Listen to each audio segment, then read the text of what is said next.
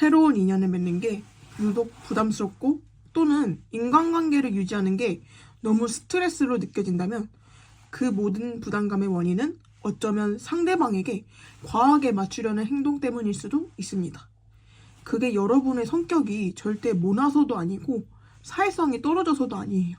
혼자 남기 싫다는 불안이나 어디든 속해야 한다는 조급함 또는 누군가에게 인정받고 싶다는 인정욕구 때문에 우리는 관계를 교류가 아니라 설득으로 만들어버립니다. 그리고 있는 그대로의 내가 아니라 괜찮은 사람인 나를 보여주고 어필하려고 하니까 그렇게 만들어진 관계는 절대 편안할 수 없는 거죠. 그거는 내 입장에서도 그렇고 상대 입장에서도 그렇고. 왜냐하면 이건 쌍방에서 주고받는 관계가 아니라 한쪽이 계속 애쓰는 구조니까 그러는 거예요. 그래서 오늘은 어떻게 하면 인간관계에서 감정 소비를 줄이고 훨씬 편안하게 사람을 만날 수 있는지 제 경험을 바탕으로 솔직하게 이야기해 보도록 하겠습니다. 먼저 우리가 인간관계를 맺고 유지하는 과정에서 교류가 아닌 설득으로 만들어지는 이유가 있죠. 저의 경우 혼자 남기 싫다는 불안이나 어디든 속해야 한다는 조급함 또는 누군가에게 인정받고 싶다는 인정욕구 때문에 그런 행동들이 나왔다고 생각해요. 그런데 문제는 여기서 끝이 아니라는 거예요. 이런 감정들이 그냥 있는 게 아니라 우리 행동을 이상한 방향으로 이끌어 간다는 게 이 문제의 핵심입니다. 그래서 그게 어떻게 나타나느냐에 대해서 이야기해보자면 일단 첫 번째, 나만 뒤처지고 있다는 상대적 박탈감을 느낍니다. 남들은 진짜 막 다 잘 지는 것 같아요. 학교에서 보면, 학교든 회사든 보면 어느 순간 다 친해져 있어. 그래서 어딘가에 소속되어서 반짝이고 있는 것 같은데 나만 혼자 덩그러니 멈춰있는 것 같은 기분이 들 때가 있죠, 가끔. 뭔가 혼자만 앉아있는 것 같고 내 자리에서. 그 뒤처짐에 대한 공포가 우리의 마음을 막 조급하게 만들어 갑니다. 나도 빨리 친해져야 되는데 남은 외톨이가 될 수 없어. 나도 저 친구들 무리에 속하고 싶어. 이런 식으로 조급하게 만들어줘요. 막 혼자 될 것 같고. 그래서 내 본연의 모습이 아니라 세상에 말하는 정답에 가까운 사람들 있잖아요. 막 인싸라고 하는 사람들. 막 활달하고 엄청 웃기고 친화성 굉장히 좋고 그런 사람들인 척 연기를 해요. 그리고 그런 모습으로 상대방을 설득하기 시작합니다. 설득하기 시작해요. 어때? 나도 재밌지? 나랑 있으면 즐겁지? 이러면서요. 두 번째는 인간관계에서의 공백을 실패라고 여기는 사람들이 있어요. 물론 저 포함해서요. 이 사람들은 타인과 나 사이에 어색한 침묵이나 잠깐의 거리감을 견디지 못해요. 왜냐하면 이걸 관계 실패라고 단정짓고 내가 이 사람들에게 충분히 어필되지 못했나? 이런 생각을 하게 되거든요. 그래서 그 틈을 메우려고 억지로 말을 건다거나 과한 리액션, 상대방이 좋아할 만한 리액션을 찾아서 하려고 해요. 근데 그게 굉장히 부자연스럽겠죠. 뒤에 이야기할 거지만 제가 딱 이랬어요.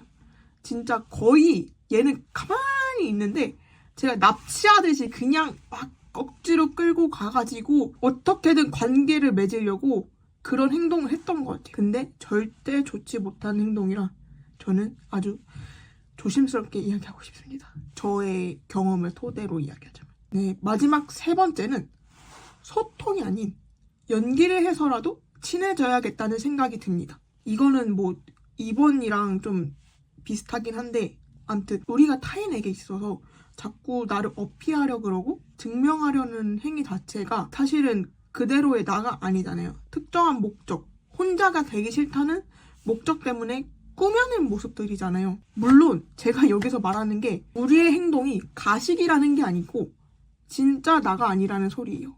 막 내가 얘랑 친해지고 싶고 얘랑 잘 지내고 싶고 그런 것들이 다 거짓이라는 게 아니고 그것 때문에 나오는 행동이 진짜의 내가 아니라는 소리예요. 절대 오해하시면 안 돼요. 절대. 암튼 괜찮은 나인 척 연기하는 것들이 결국 진짜 내가 아니기 때문에 그리고 혼자 짱구를 굴려서 계산된 행동이기 때문에 부자연스러울 수밖에 없어요. 그래서 자꾸 무리수를 두고 과해지는 거죠. 과거에 저도 위에 세 가지가 진짜 똘똘 뭉쳐서 인간관계를 실패한 데다가 당시에는 극심한 불안장애 때문에 인간관계에 대해서 굉장히 회의감도 많이 느끼고 피로감도 너무 많이 느끼고 스트레스를 굉장히 많이 받았을 때가 있었는데 10년이 지나서 영상을 보셨을지는 모르겠지만 알바도 하고 사회생활도 나름 무리 없이 하는 제가 됐다고 생각을 하거든요. 그래서 그렇게 될 수 있었던 방법이나 과정에 대해서 지금부터 이야기해 보도록 하겠습니다. 사실 고백 하나 하자면 저는 학창 시절 내내 왕따였어요. 정말 지독한 왕따였어요. 물론 막 폭행을 당한다거나 그런 건 아니었지만 제가 친구가 없었어요. 친구가 거의 아예 없었어요. 그래가지고 막 점심시간에 있잖아요. 같이 밥 먹을 사람이 없어가지고 화장실에서 삼각김밥 미리 사와가지고 화장실에서 밥을 먹거나 또는 굶기도 많이 굶고 또 한 달에 한 번씩 자리를 바꾸잖아요. 그럴 때마다 애들이 제 옆에 앉는 걸 굉장히 티나게 싫어했어요. 특히 남자애들 그 상놈의 새끼들이 너무 티를 냈어요. 제 옆에 앉아있는 걸. 짜증나 하면서 막 너무 티냈어요. 내 앞에서. 뭐 조별 과제가 있으면 제 옆에 저를 끼기 싫어하고 어쩔 수 없이 끼게 되는 마지막 쩌리가 되는 게 저였고요. 또 아무튼 많은 에피소드가 있었는데 여기서 다 말할 건 아닌 것 같고 그런 식으로 저는 굉장히 불안정하고 불안한 학창 시절을 보냈습니다. 그래서 저는 새학기만 되면 이 상황을 바꾸고 싶었어요. 왜냐면 새학기라는 것 자체가 어떻게 보면 제로 베이스에서 시작하는 단계이잖아요. 나에 대해서 잘 모르는 사람들도 굉장히 많고 새롭게 시작할 수 있는 기회가 열리는 시기이기 때문에 저는 이번에는 꼭 달라져서 내가 무조건 누구든 한 명을 친해지거나 무리에 꼭 들어가야지 이런 생각으로 정말 각오를 다지고 학교를 다녔어요. 외향적인 척, 밝은 척, 그리고 재밌는 척 완전히 다른 사람이 되려고 했습니다. 막 예를 들어서 웃기지도 않는데 별로 웃기지도 않는데 막 리액션 좀 크게 해주고 안 친한데도 괜히 말 걸고 또 필요 이상으로 도와주면서 좋은 사람인 척하고 어떻게든 그 사람들에게 괜찮은 사람인 척 보이려고 정말 억지로 노력을 많이 했어요. 물론 제가 나쁜 사람이라거나 웃기지 않은 사람이라는 게 아니고 그 이상의 것을 하려고 정말 노력을 많이 했던 것 같아요. 근데 결과가 어땠냐?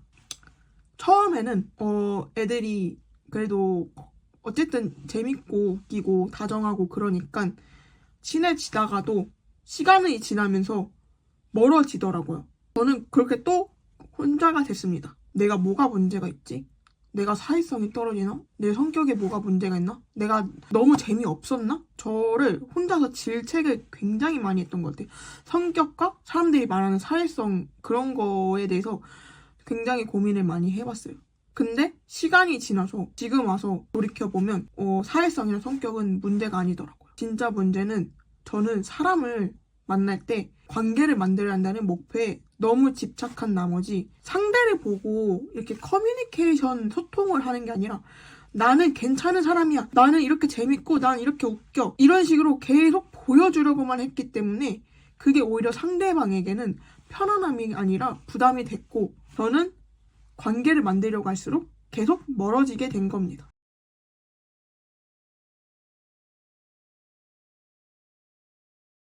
그래서 저는 이때부터 방향을 바꿨어요. 이전에는 어떻게든 무리에 속해야 했고 누군가와 관계를 맺어야 되는데 집중을 했다면 깨달은 다음부터는 이 사람과의 교류에 집중하려고 했어요.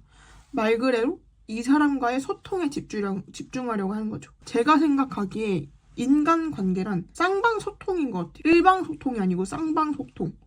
그리고 소통이란 마음이나 생각이 교류하는 거지 이게 일방적으로 밀고 나가는 게 아니라고 생각을 하거든요. 근데 저는 거기서 꼬이는 거죠. 아무튼 그걸 깨달은 이유로 괜히 더 잘 보이려고 애쓰지 않고 할 말이 없으면 그냥 억지로 만들지 않고 그냥 아무 말도 안 해요. 그냥 아무 말 안 하고 있는 상태면 그냥 아무 말도 안 하고 상대방의 반응이나 분위기를 보면서 자연스럽게 흘러가게 두는 거죠. 그리고 이어질 관계이면 자연스럽게 이어지고 아니면 거기까지라고 받아들이기로 했습니다. 억지로 인연을 만들려고 하지 않아요. 굳이 내가 남에게 어떻게 보일지 계속 고민하지 않아도 되고 나를 이해시키려고 애쓰지 않아도 되고 그냥 나로 있다가 그게 불편한 사람이면 그 사람은 내가 붙잡을 인연이 아니다 라고 저는 결론을 짓기 시작했습니다. 물론 살다 보면 피할 수 없는 관계들이 있죠.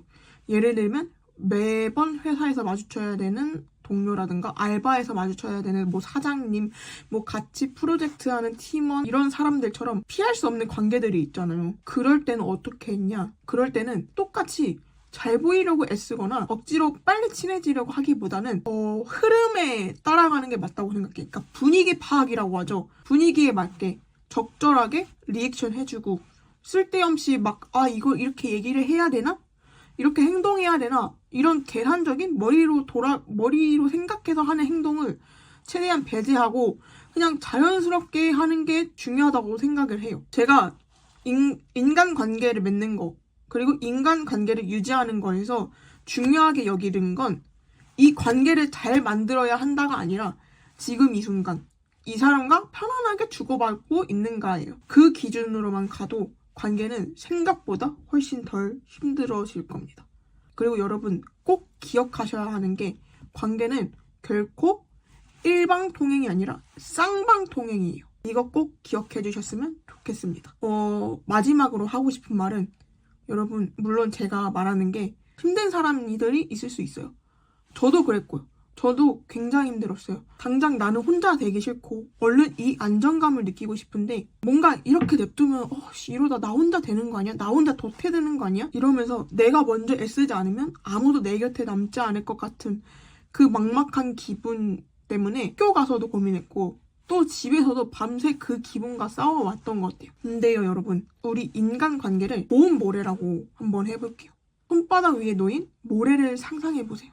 그리고 이 모래가 흘러내릴까봐 무서워서 손가락 사이에 힘을 꽉 쥐고 주먹을 쥐어버리는 거죠. 그런데 여러분 꽉 잡는다고 그게 우리 마음대로 되던가요? 오히려 힘을 주면 줄수록 모래는 손가락 사이로 더 빠르게 빠져나가 버리죠. 내 손바닥엔 꽉 쥔 손가락 자국만 남고 정작 모래는 다 사라져 버리는 거죠. 관계도 똑같더라고요. 내가 억지로 쥐어짜고 상대를 설득해서 곁에 두려고 할수록 상대는 그 압박감을 견디지 못하고 도망가고 나는 나대로 진이 빠져 상처만 남게 돼요. 그래서 결론은 뭐냐? 그냥 손바닥을 활짝 펼치고 가만히 있는 거예요. 물론 바람이 불면 조금 날아가기도 하겠지만 손바닥을 펼고 있을 때 오히려 모래는 가장 편안하게 그 자리에 머물러 있을 가능성이 높습니다. 여러분 마음을 편하게 먹으세요. 괜찮아요. 여러분들은 사랑받을 수 있는 존재입니다. 그럼 오늘 영상은 여기까지고요. 다음 영상으로 늦지 않은 시일 내에 찾아뵙도록 하겠습니다. 그럼 빠이!